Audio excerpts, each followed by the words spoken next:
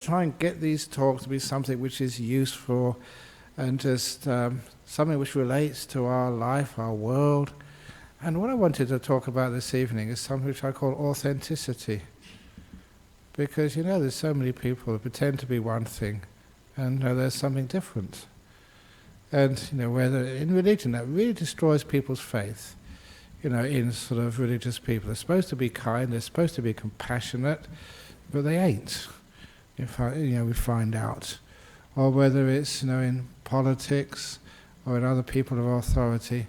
And that takes a lot of the important confidence which we have, in people we trust in our world. And I was always told when I was a kid that if you get lost, I was born in London, 1951, if you get lost you can ask a copper, ask a bobby, and they'll always tell you, just kindly, how to get home without swearing.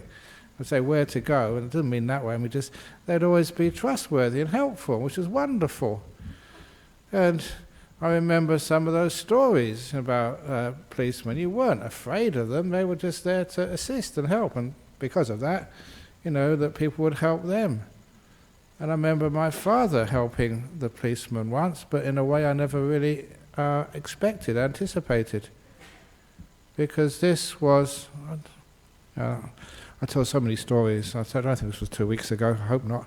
I told this in Singapore that I was about a 6-year-old kid, and a 6-year-old boy, loves doing silly things like answering the door. So as soon as the doorbell rang, I ran to the door to answer, and you know what I saw outside the door? 2 big British policemen outside. And they said, "Can we see your father?" I said, "Yeah, he's in the front room of the house. He's there." So off they went in there. And I didn't think much about that until when the doorbell rang again, and I ran to the door, another 2 policemen were outside. "Can I see your father?" "Yeah, he's in there."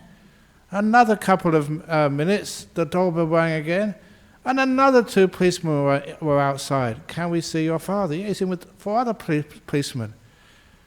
And at this point, I was only 6 years of age, but I started to get worried. What has my father done that there's 6 policemen, talking to him?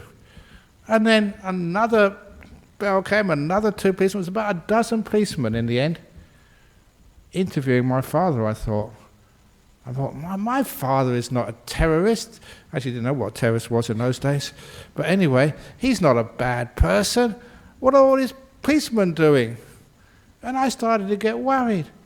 And I went in the room, "Please don't take my daddy away. He's a good daddy." And then I realized why so many policemen were in the room talking to him.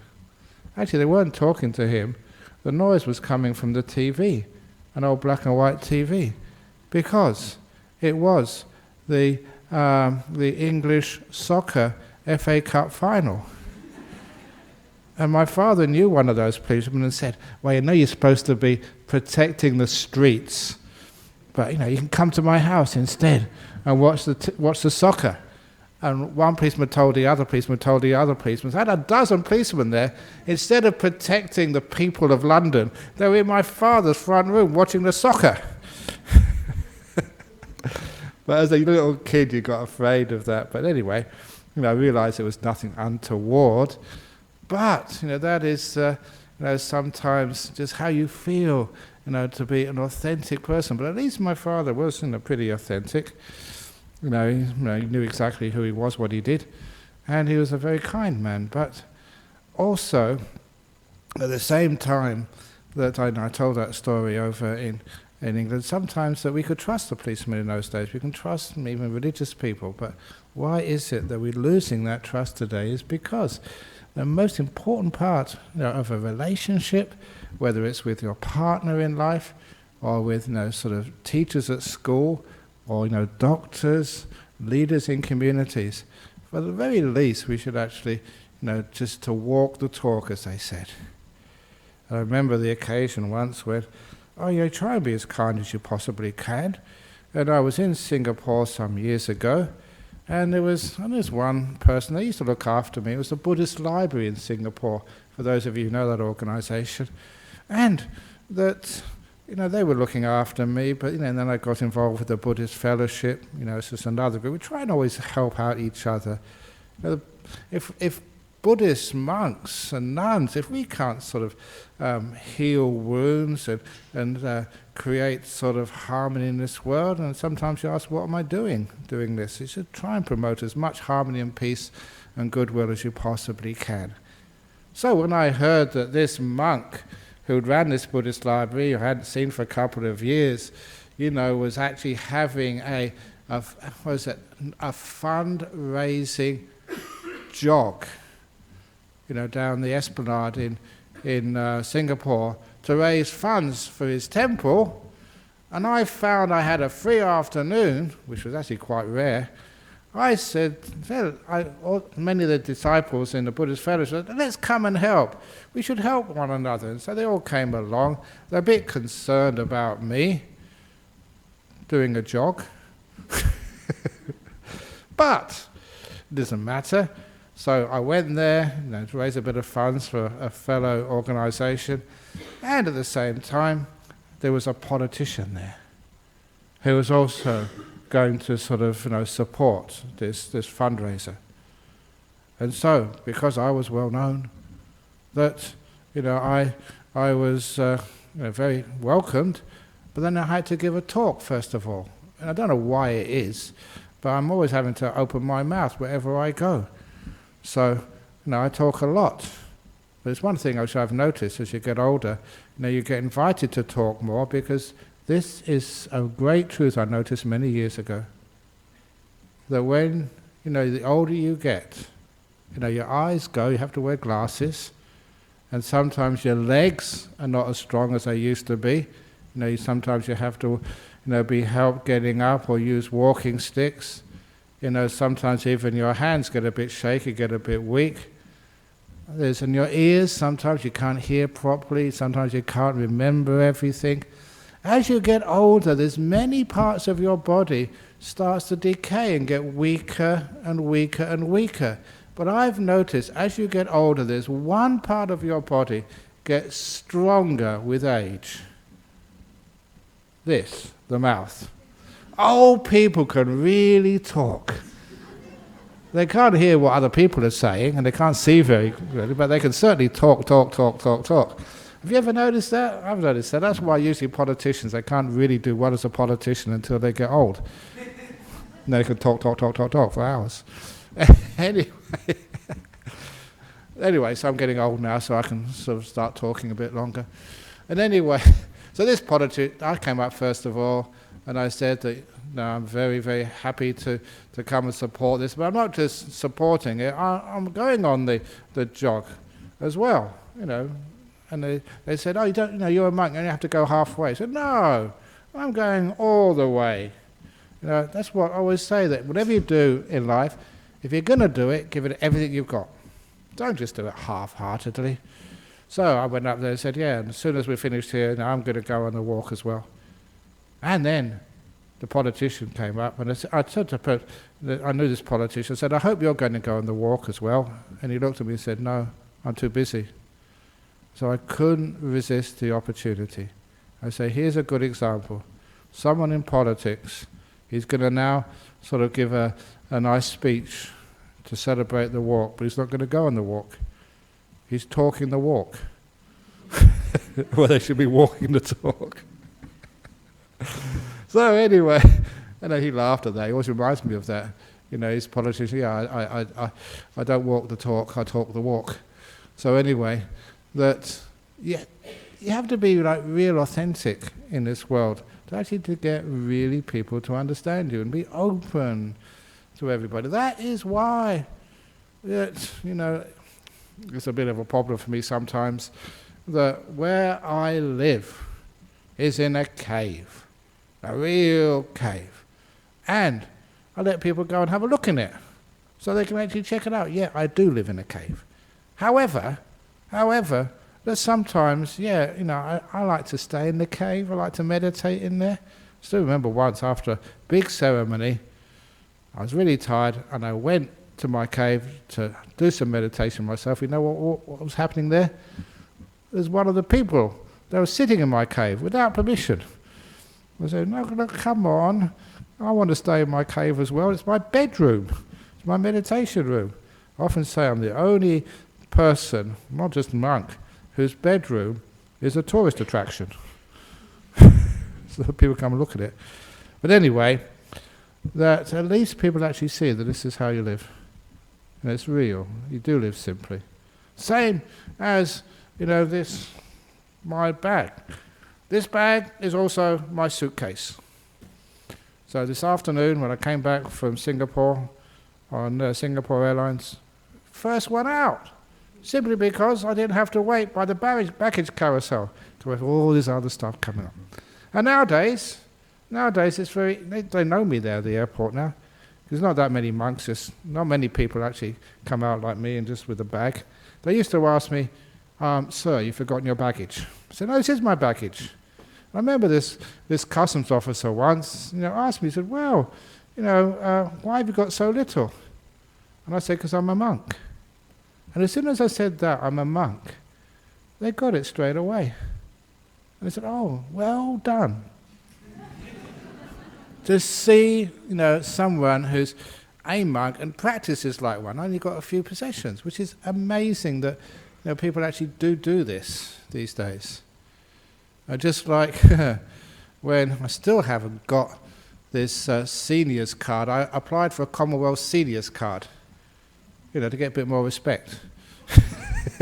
No, I don't know why I did that, but they sent me the information, said I should do it, so off I did it.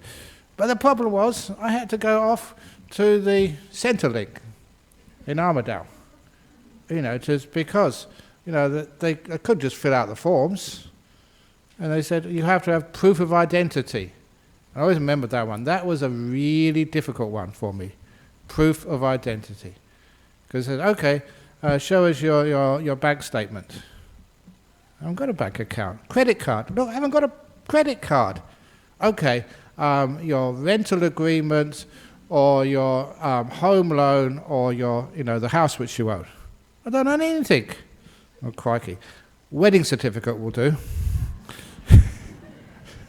I know where to it. Your driving license. I haven't got a car. And I went through all this list of IDs. I said, how can you prove who you are? And Mr. Brahmawangso, they called me Mr.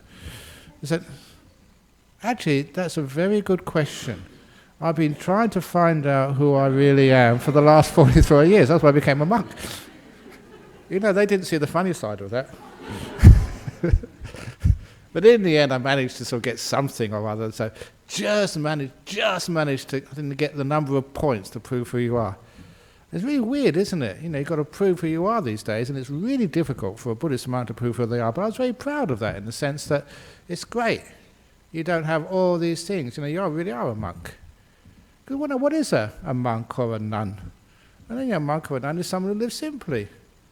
And that is really just, I think, what human beings, especially if you are into even like saving the environment, having a small footprint. This is one of the reasons why at least we can have few possessions and we share what we have, which is quite a nice thing to be able to do.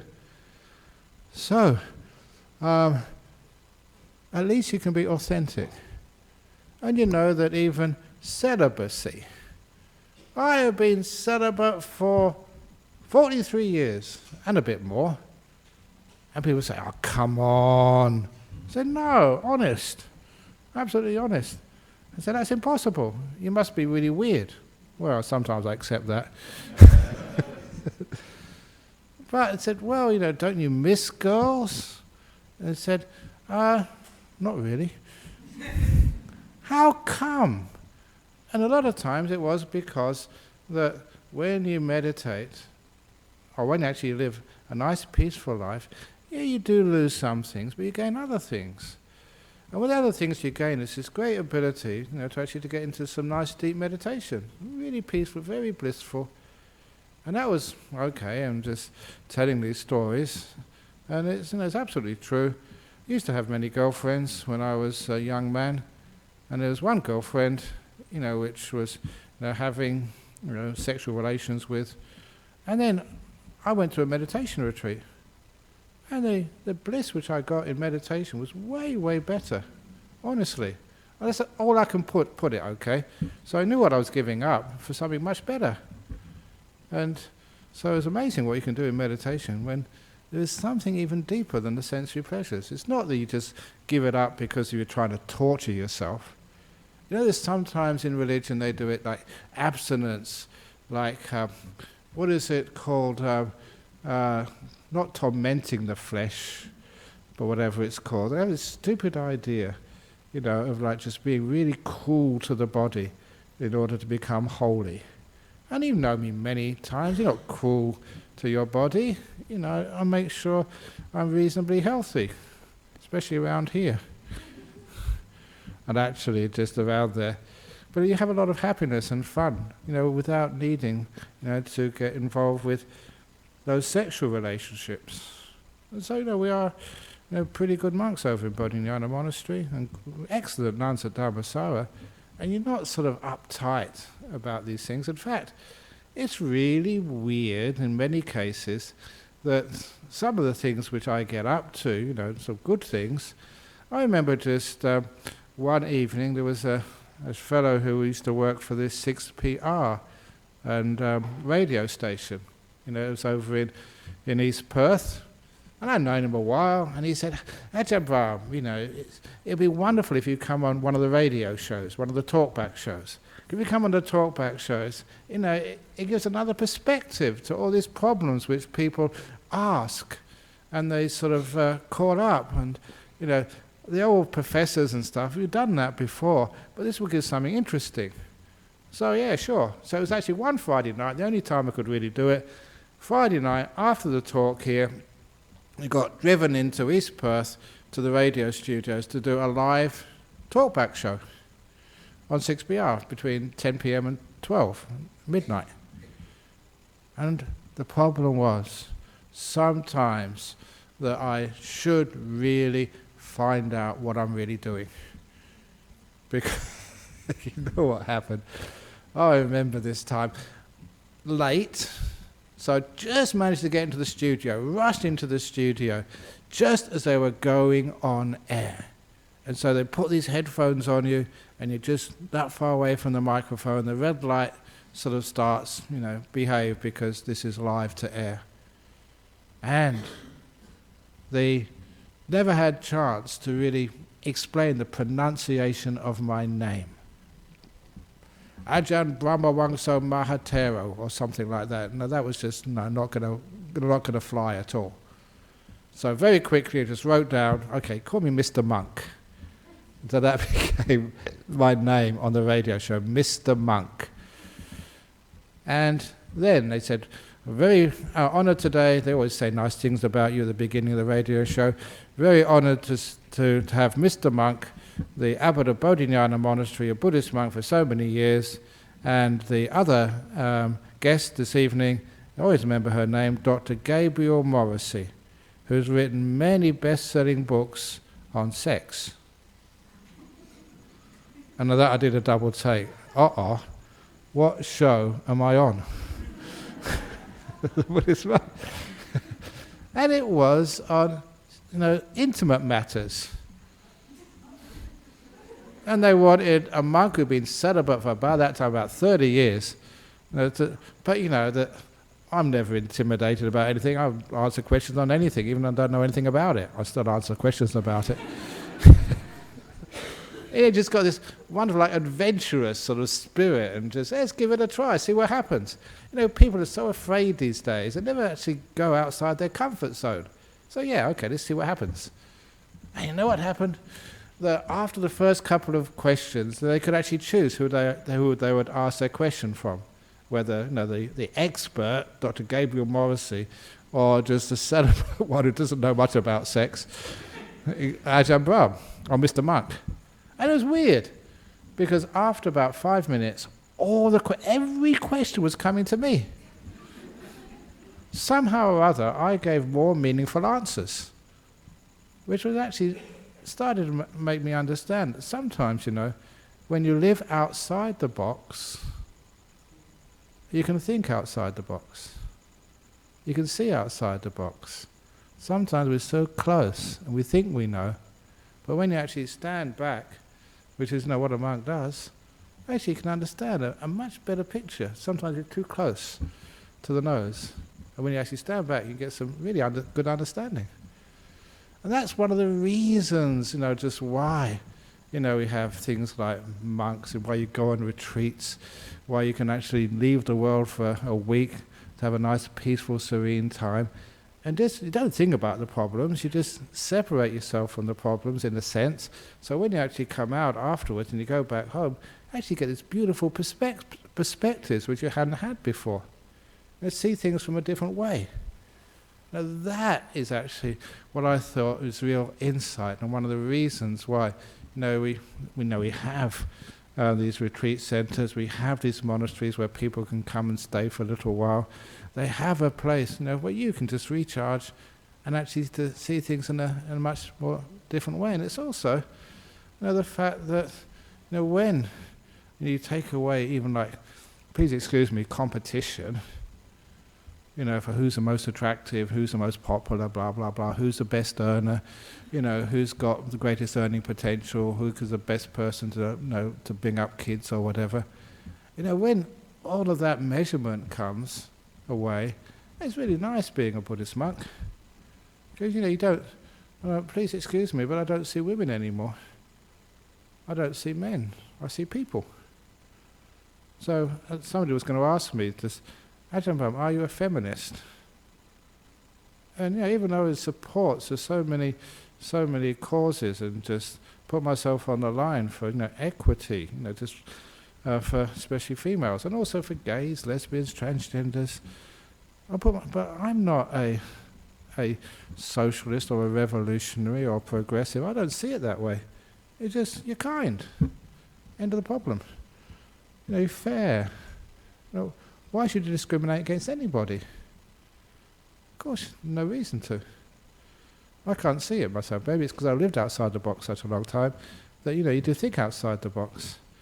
So that just non-discrimination, just make sure everyone is treated fairly, no matter who they are. And it's wonderful. Then you don't actually discriminate against people who are sick. Just because they're sick doesn't. They're a person. I often say the story that there was this Tibetan Buddhist nun, and she was in a hospice over in the old hospice in Shenton Park. I can't resist saying this, but it's a really great shame that hospice was closed down. Hospices are wonderful places where we can die with some dignity and some care, just special places. But anyway, so I went to visit her a couple of times, and what happened was she phoned me, an urgent call over at Serpentine, and she asked, please, can you come and see me immediately? Well, really busy monk. And she said, I'm dying. She said, next 24 hours I'll be gone. And this has happened so often. The doctor doesn't know, but the person knows. And she was dead within 24 hours. But it's a long way from Serpentine over to Shenton Park. In those days anyway, the freeway didn't go even half the way. And so when I went to there, I had to check in first of all. You just can't barge into the rooms because these are really sick people. So I checked at the desk, and there was a nurse there. And she was, the only way to describe her, is this, and she must have been really stressed out in her job, was the nursing equivalent to Margaret Thatcher. She was a real tough nurse. So when I went in to check in, I said, I've come to see this Buddhist nun. And she looked at me, tried to really stare me down. I am sorry, but she's having no visitors today. But I may look like soft and taken advantage of. But if I were to stand up for something, I will really stand up for things. I won't be moved. I could be a tough cookie sometimes. And so I said, look, she called me sort of just an hour ago. Says it's urgent. And she said, I don't care about if it's urgent or not. She's given explicit instructions that no visitors. But I've come an hour and a half. And she got really angry at me. She looked at me and said, come over here. So I followed her. And I don't succumb to fear. You can shout, whatever. But I followed her and see where she was going. And it was to the door of this nun's room. And on the door, in her own handwriting, the nun's handwriting, an Australian nun, she had written, just on a piece of A4 paper, absolutely no visitors. And the nurse, with a lot of glee, pointed to that and said to me, looked in my eyes, see? I always remember this. But I also remember that I looked carefully. I didn't have glasses in those days, much better eyesight. And then I saw at the bottom, the small print which she'd written there. And what it said was, honestly, accept Ajahn Brahm. And it wasn't a compassionate thing. It's not really a Buddhist thing to do, but I just couldn't resist it. See? And she went off in a huff and let me go in. But I always remember that. But it wasn't because of just defeating this tyrant nurse. But it was the fact that when I went in there, I just asked her, well, why did you put that message on there? And why me? Why was I the only one allowed in there? You know what she said to me? The reason I tell the story is because you're the only person who comes into this room and treats me like a person, not like someone who's sick and dying. I remember what she said there. And I'd share that because if you go and see someone in hospital, then treat them as someone who is a person.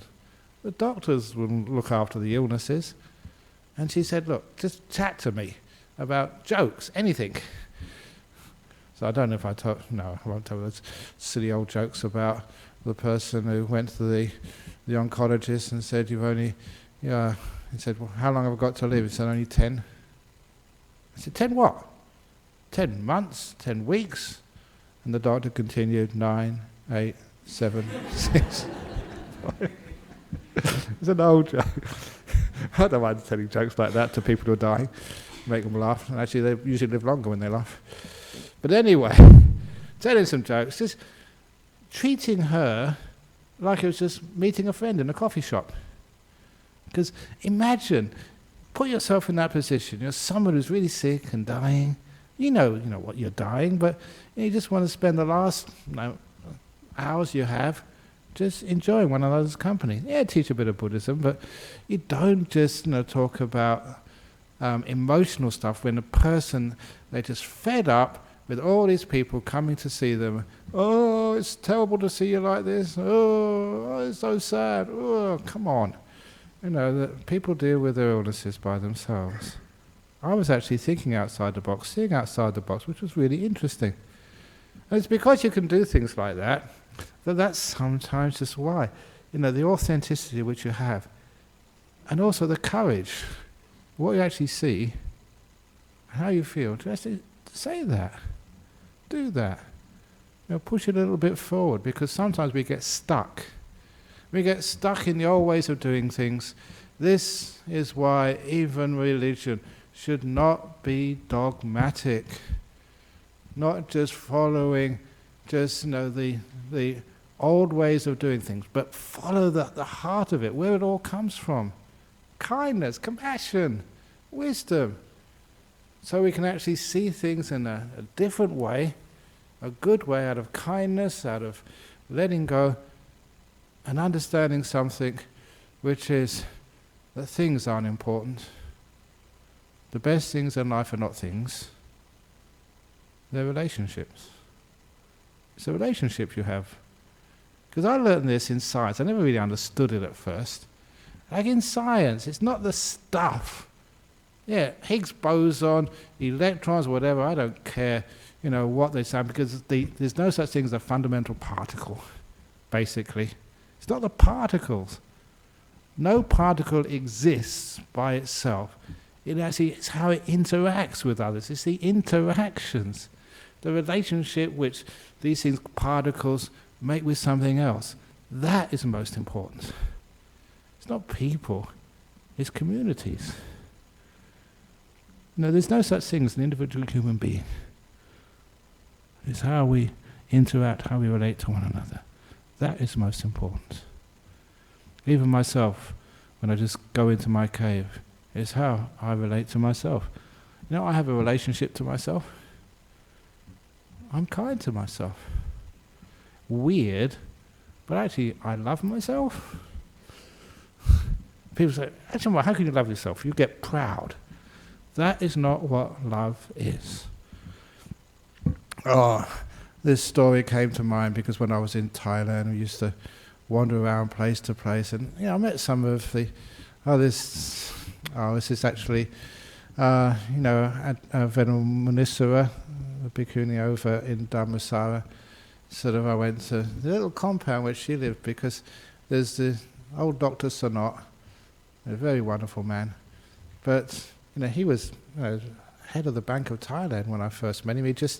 He actually signed his name on the bills in Thailand. But it just happened. When I was doing my wandering from monastery to monastery, I kept on bumping into him. Not by any arrangements. I was at one monastery and there he was, and he could speak good English, obviously highly educated. And then I went to another monastery and there he was again, another monastery and there he was again. So, after a while we started talking to one another and still, regard him as a really nice friend. Really nice character. Just someone that's very easy you can spend some time with. And so it's wonderful actually. It's being a bit nostalgic, all these old times we used to have together, but that was really important. Not the people, not the status, but just how we related together. Even his mum's not here today, his daughter-in-law, and she was one of the people who used to come over to the old Magnolia Street when I first came here, years and years and years ago. And, mother was Thai, father was Italian. She was like stuck between two communities. But the Buddhist center was her home. And so it was her family. So when she saw me over there, it's just wonderful, just how are things going on, who's doing what. And these are your relationships you built up. There was a girl over here who I didn't recognize her, but she said she used to come to this temple when she was really young. And she never really meditated or learned any Dharma. She used to play around, run around the place, but she felt so safe. And she came up and said, thank you. I just had to come back and just visit the old place again. Had such happy memories. She didn't learn Dhamma, Four Noble Truths and that sort of stuff. Didn't know how to meditate, but she felt welcome and happy here. She learnt the sense of being loved. And that is some of the essential part of the Dhamma. She felt welcome. So that sometimes you realise that what you say here, it's just not so much even what you say, but how you say it, where it comes from. The relationships you build up with people, the kindness, the safety. And anyway, that when I was over there, I was talking about, here we go again, this really old monk who was like the real monk's monk. The one who looked, smelt, just breathed like a fully enlightened being. And I remember just going up to him with all my questions and all my doubts. Had to wait because he was very popular. That was Ajahn Tate. Died a long time ago. A beautiful monk. And when I went up to see him, all these questions like you have, the doubts, wondering about meditation, reincarnation, just the meaning of life, all of that sort of stuff. But like many people have those questions, but weird experience, as soon as you go into the presence of somebody like that, all the questions vanished. You got so calm, so peaceful, so still, that there was no questions left. Really. It was a weird experience. You realize because what you felt was a total acceptance. The relationship which he had, this great monk with a stupid young English monk at the time, just still literally wet behind the ears, and many other places too, and just listening to him and feeling him. There was something which was conveyed there, which was this wonderful, beautiful acceptance, peace, happiness, beyond words. You didn't need the words to describe it, because you had the thing in itself. Why do you need the words for, or the books, when you can actually feel this total peace and acceptance? I always remember that. It was just what he showed me. And that was something which was very important, which you learn, that relationship, that kindness, because that's what you remember. All the words, sometimes you forget the words, especially as you go old. But you never forget the feelings, just the kindness. All the time, whenever I go to funeral ceremonies, it's always the case that people don't talk about events as much as the beautiful times they share together. And I mention that because that's actually good, because probably this came from, I imagine, Cherry Jackson, because she usually does it. Where is she? Okay. But I just noticed behind here, no one actually told me this, but she's got a really good memory. This was my mother. It's the 6th anniversary of her passing away, her death. So thank you, Cherry, for putting up there. And when I look up there, this is a wombat, which she's got on her lap over here. Because you may know from one of the stories in one of my books, when I went to visit her first time from Australia, that I don't have any money, but somebody over here kindly said, anything you want for your mum. And I said, well, a nice little toy, fluffy kangaroo, soft toy. Because a kangaroo, she would take it and she would remember that's from her son over in Australia. Australia kangaroo. Okay, it's kitsch, whatever it's called anyway. Everyone does it, but it really meant a lot to her. So I gave it to her, and she put it on the shelf. I can't see the shelf over here. This is a little council flat the other side. Had a little shelf. She put it on that shelf. And so the next time I came over there, it became almost like a tradition. Next time I brought a koala bear. And next time was the kookaburra. The next time it was a platypus. And this time was a wombat. Trying to get, soft toys. And she had it all on her shelf. Even the old kangaroo was on there. And this wombat, stuffed wombat, was really big. And she just could not fit it onto her shelf. And I told her, Mum, why don't you just get rid of some of the other ones? Give it to a church, give it to a charity. So then you can just put the wombat on there. And you know what she said? No. Every one of those reminds me of you. They've got such happy memories. I just want to keep them all. But you know what fell off? It was all the bills. They fell off. And that wasn't so bad. Let the bills fall off and keep the beautiful happiness there. And so that's, eventually she managed to get everything on there. But I said, look, why didn't you take a few off? Keep life simple. But for her, what she really wanted was to keep the happy memories. And of course, that's, seeing my mum here, that's the beautiful happy memories. That's actually what we keep. That's what never gets taken away.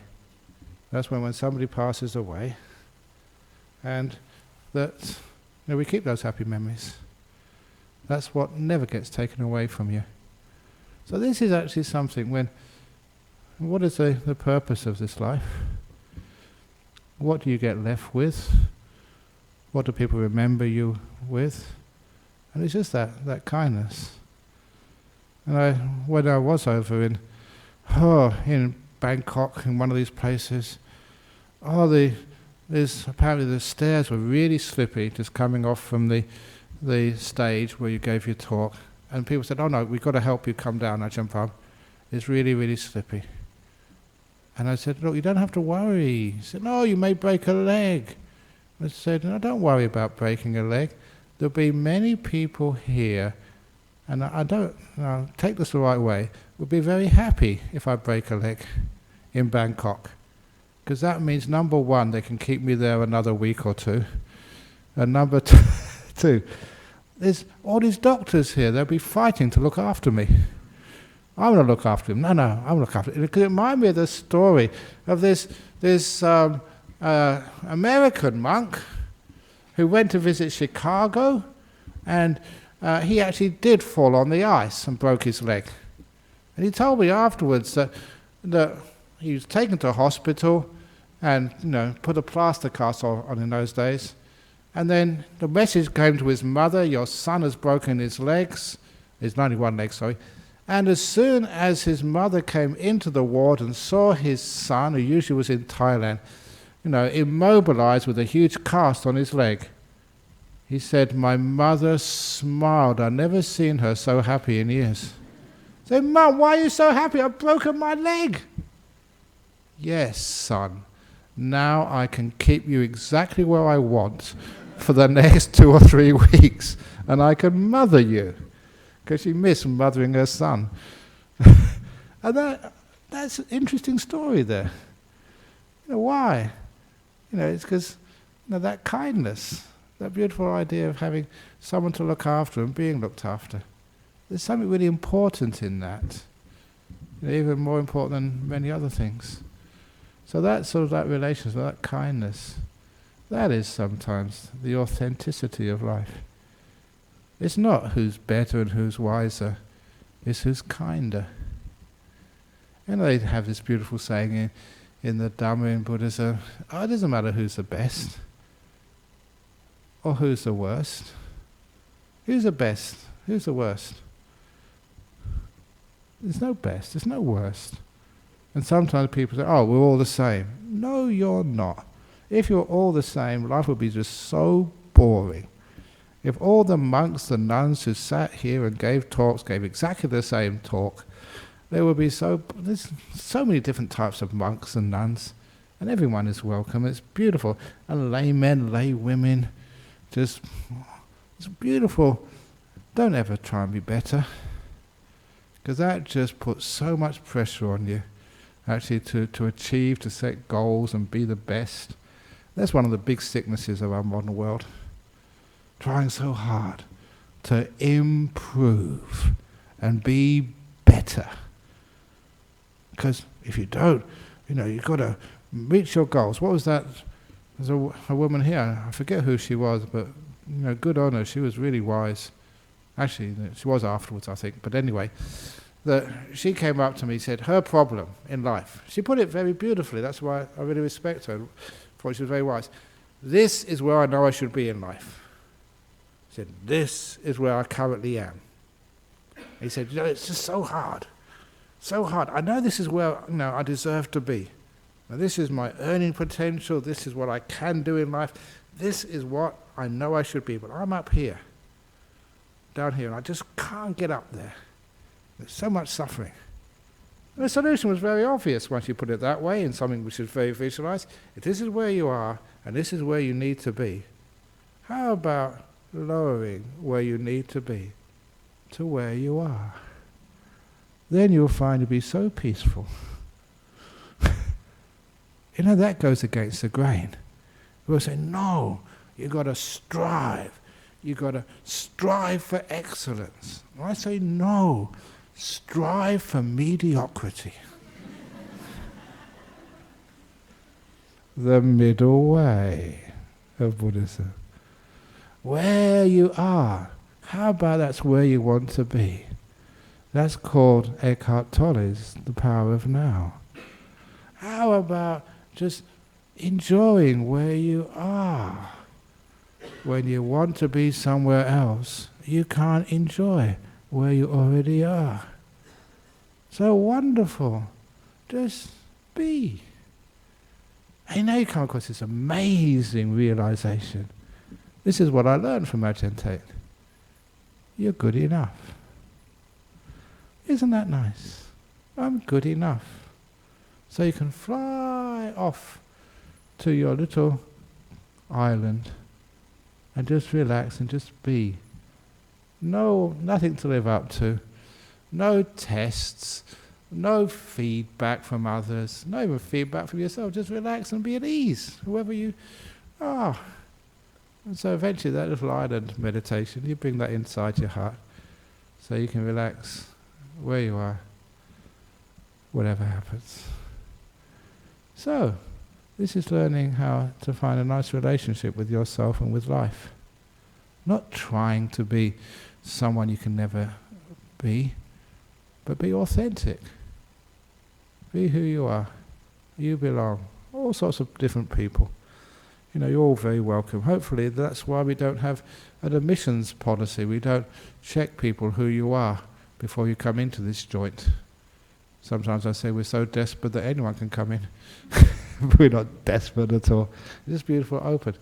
And that's also all the monks and nuns which we have here. Sometimes what's the entry requirement to become a monk or a nun?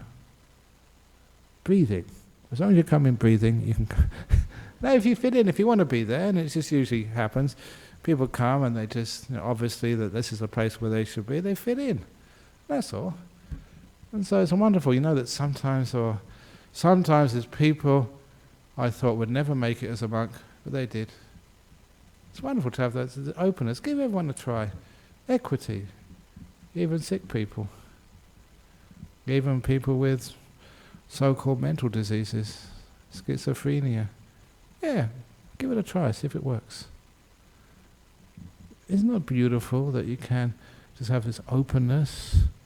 The relationship is more important than the thing. It's not just, what the doctor said you have. It's just what you do with what you've got.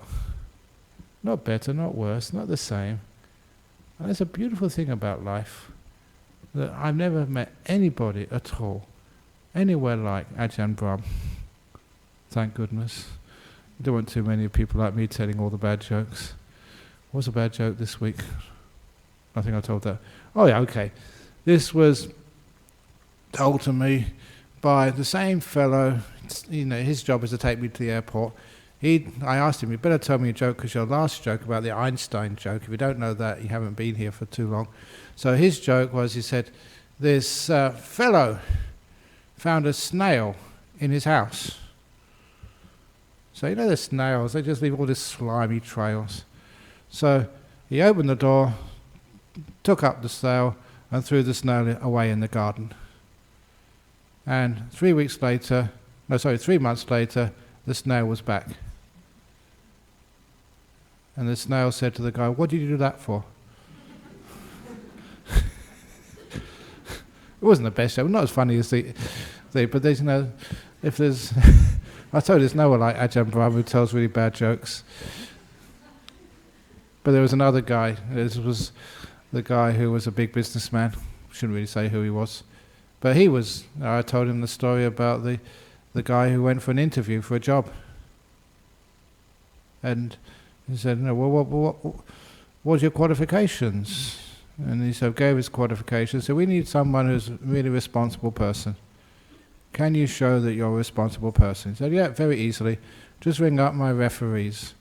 Just the last 5 bosses I worked for. Just give them a call and they will all confirm to you I'm a very responsible employee. Whenever anything went wrong in the company, I was the one responsible. I'm a very responsible employee. Oh, that went down a bit better.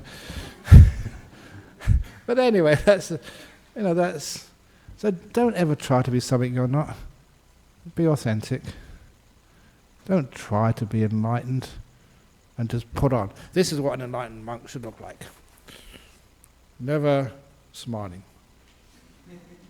Just like a robot. Horizontal mouth. Show no emotions. That just really sucks. I don't know if I should say that, but anyway, I did. Because the real enlightened monks and nuns I saw, no one could really tell. They didn't fit the books, but they certainly, in their presence, you felt there's something really special there. Non-judgmental, accepting, kind, loving. Don't feel fear in their presence. And all the questions of the nature of the life were all answered in that relationship. Not demanding, not controlling. Because of that, that's one of the reasons why we meditate. Don't control your mind. Be kind to your mind. Look at your mind as a best friend. It's a relationship you have to your body and mind, which is more important than actually how your body is or how your mind is. It's not what you're meditating on, but it's how you're meditating. Are you trying to control it or be at peace with it? You understand that, you understand where the meaning of life is. It's not in the books. It's not even in you. It's in what's between us. Thank you for listening.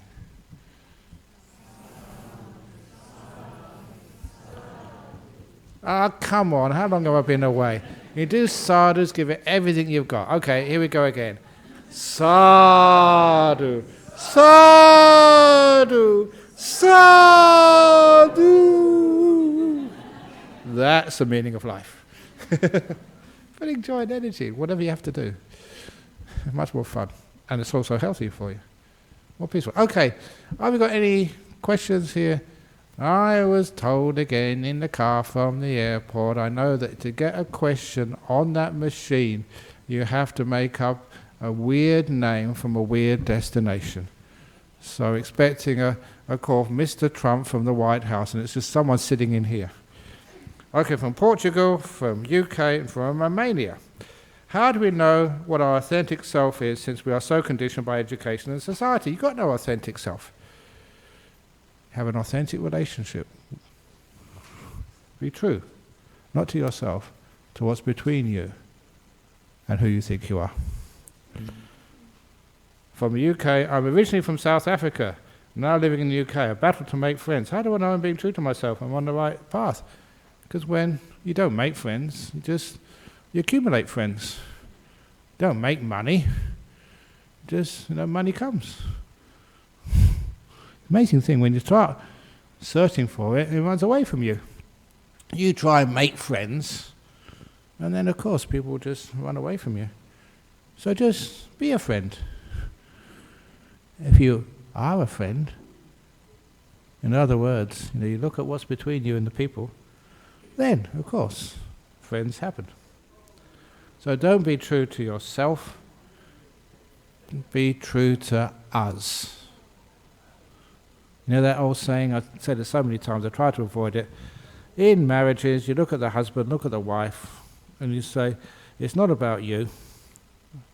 It's not about her or him. Don't ever think about him anymore once you're married. Once you're married, you must never think of your partner. You must never think of yourself. You think of us. A marriage is about us. So, to see if you understand the question, the answer. Whose problem is it in a marriage? Our problem. It's not his problem. It's not her problem. It's not my problem. It's our problem. Problem solved. From Romania, referring to goal setting and taking lower standard, how are we supposed to progress if we strive for mediocrity? Well, where's progress got us? I don't know, sometimes... those of you who know, okay, maybe this might... I'll say it anyway, I started.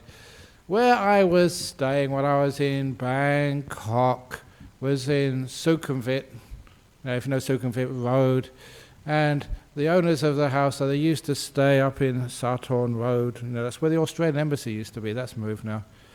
And they said when they first looked at a piece of land over there, it took them 4 hours, give you some idea how far it is, 4 hours in an ox cart. And they said, this day it still takes them 4 hours in a traffic jam. Progress?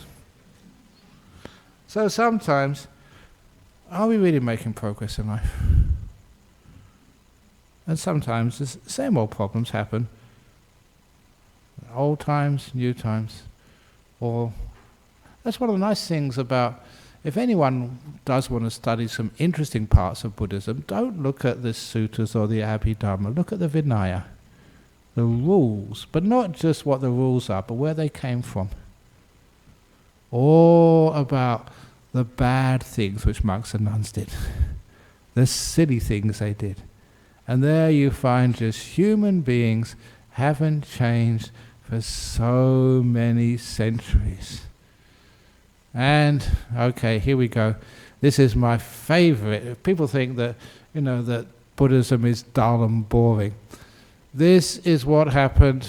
Please excuse me, the bhikkhunis, because this is one of the bhikkhunis' rules. In those days when they didn't have sanitation, they had like the latrines, and it was one nun's job in the morning to get the buckets and put them in the proper place, the cesspit or whatever it is, to keep as healthy as possible. But one morning, this nun, she was a bit lazy, and it was early in the morning, no one around, so she took the bucket of, number 2, feces, and she threw it over the wall. Early in the morning, no one around. But there is something which is also really one of the oldest laws in the universe, Murphy's Law. Even though the chances of there being someone on the other side of the wall were usually 0, it just so happened. At that moment, at that time, there was a gentleman who was really well dressed in his best clothes because he was going to the palace to see the king. And he was minding his own business, thinking about business, whatever it was, and a big bucket of shit fell on his head. Now, what would you do if that happened to you? Would you still be able to maintain your equanimity and kindness? He was really mad. He's really angry. He said, look what happened to me. My best clothes, I'm about to go to the king to try and get some contract. Look what these people have done to me. Now, days before electricity, the streets would be lit by these little, not oil lamps, but it was like torches, like pieces of wood, with some stuff which had like tar or oil or something, which was lit, so they could find the way. It's like a torch, a firebrand. So he grabbed one of those and he ran into the nuns' monastery. I'm going to burn the place down. That's what he thought. And he was really upset. And so when there was a gatekeeper there, a really smart gatekeeper, and as soon as he saw this guy going to burn down the nuns' monastery, he said, what are you doing that for? Look what happened to me. Look, on my head. That came from the other side of the wall. That would be one of those nuns. And he looked at her and said, wow, that is so lucky. That is so auspicious. You've been blessed. I can't avoid this. You've been blessed with holy shit. He said, no, most people get water, but you got the real stuff from these amazing sacred nuns. And you know that sometimes some people, it's amazing what you can convince other people of. And this gatekeeper was obviously really, really good talker. Should have been a used car salesman, because he convinced this guy. He said, listen, this is really fortunate, really lucky. So, he said, you just go back home, get changed, get washed, and when you go back again, when you go back to the palace, I guarantee, sure, that you will get a really lucrative contract. And he believed it, and he went to the palace. You know, it worked. He got this really good contract, made his business a lot of money. You know what happened next? All the business people, they said, well, if you really wanted to, you know where to go. The economy of Western Australia is not doing that good, so if you really want a bit of luck in your business, you know where to go. Get the real stuff. And so as a result of that, once the Buddha heard about that, because word gets around, so okay, he had to lay down a new rule. number 8 of the Bhajitya rules for the nuns is that thou shalt not throw a bucket of shit over the monastery wall. It's there. Read it. I'll get it out for you later on, but it's there. So sometimes it's a wonderful sense of humour and how people don't change. Just, an easy way, sometimes gullible, believing all sorts of stuff, all rituals and rites, it'll make it sort of happy. Chinese New Year. I made people laugh when I was over in Singapore and also in Thailand, that I was just standing by the entrance door over there one Chinese New Year, just standing, minding my own business. I was talking to somebody over there, talking to this lady, I'm not quite sure, which country she came from, but she was obviously Chinese, and she couldn't speak any English, but she saw me sort of standing there. You know what she did? She took her hand and rubbed my tummy for good luck. She rubbed my own tummy. You're not supposed to do that. But anyway, I laughed. Anyway, never, here we go. People don't change. But anyway, because it is Chinese New Year, the first day, Gong Si Fa Chai, if you come from, if you talk, is that Mandarin and Gong Si Fa Choi, for those who, that's actually Happy New Year, may you have a prosperous New Year. So anyway, I think that's enough. So I'm supposed to be exhausted by coming back tonight, but somehow or other, just coming to see your friends again, people you know for a long time, it's nice to come back. So hope you enjoyed the talk this evening. So now we can do the bowing. Arahang Sama Sambuddha. And that's for my mum, dear old mum.